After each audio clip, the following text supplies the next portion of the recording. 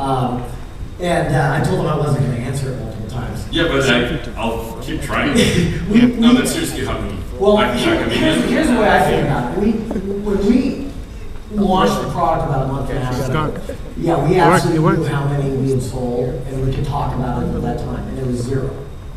Well, you had a previous system. That's a new. But it was Windows Phone 7. That's where we are. And Windows Phone 7 represents a complete change from the past of Windows Mobile. The product is completely different. It's focused on a completely different customer segment.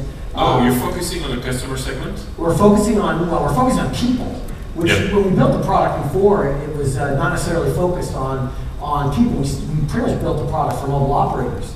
And one of the things we've done with Windows Phone 7 that is significantly different is a focus on an extreme focus on end users and consumers who use their phones. So not business. Well, no, because consumers use their phones for both their personal lives and their business lives. Right. Like everybody in the audience probably has one phone, maybe more than one, but you use your phone to manage both parts of your life.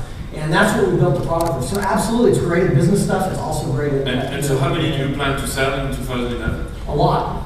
But so IDC is saying 30 million. IDC can say what? IDC said that. Yeah, it's great. You think it's? I think it's great. We have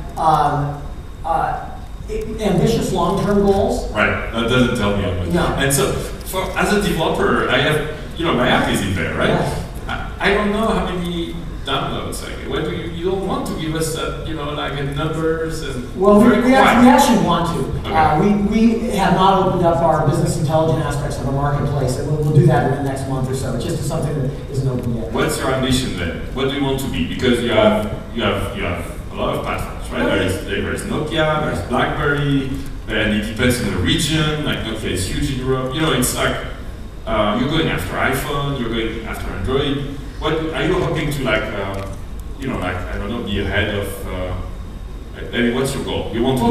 Let me tell a story because I think our goals are, while they're long term, they're very ambitious. We also recognize that we're coming from behind.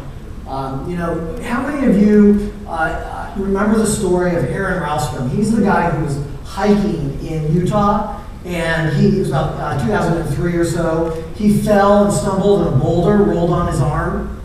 How many remember that story? So Aaron laid there for 5 days with his boulder on his arm. When his water ran out, he decided that he was going to die. He realized that no one was going to discover him and find him. And so he made the choice to cut his own arm off with his pocket knife.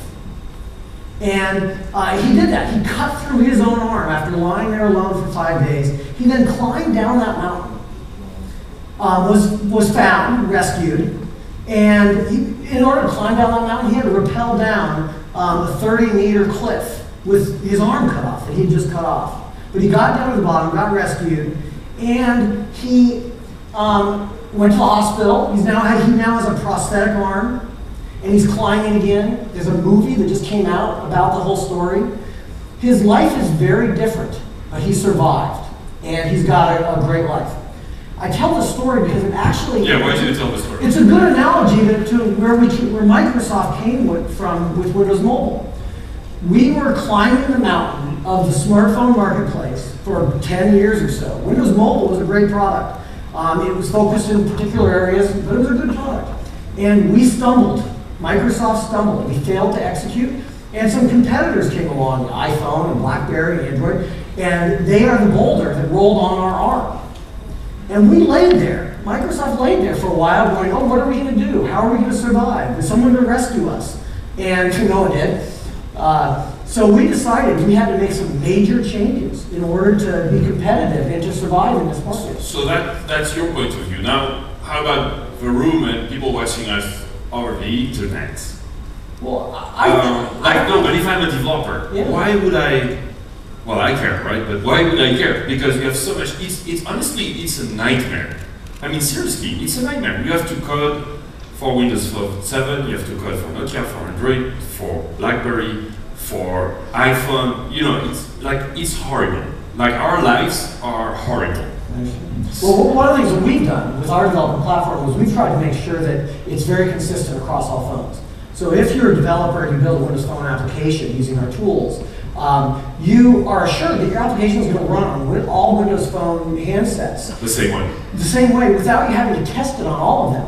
And so avoiding that sort of platform fragmentation within at least our own home, we can do that and make that kind of promise.